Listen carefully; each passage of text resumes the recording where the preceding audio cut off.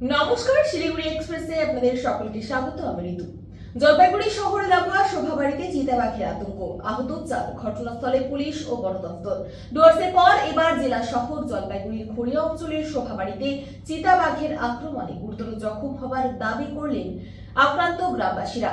আক্রান্ত রাজদীপ বিশ্বাস জানান, রাতে মহালয়া উপলক্ষে বাড়ির সামনে শব্দবাজি ফাটাতে গিয়েছিলাম। হঠাৎ অন্ধকার থেকে উঠে এসে আমার উপর ঝাঁপিয়ে পড়ে। এর আগে এমন প্রাণী কখনো দেখিনি ওই এলাকায়।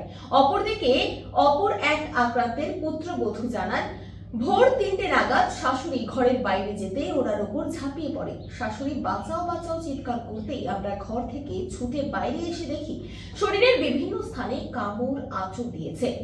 এদিকে গ্রামে বন্যপ্রাণীর হানার খবর পেয়ে রবিবার সকাল এলাকায় পৌঁছয় পুলিশ সহ স্থানীয় জনপ্রতিনিধি।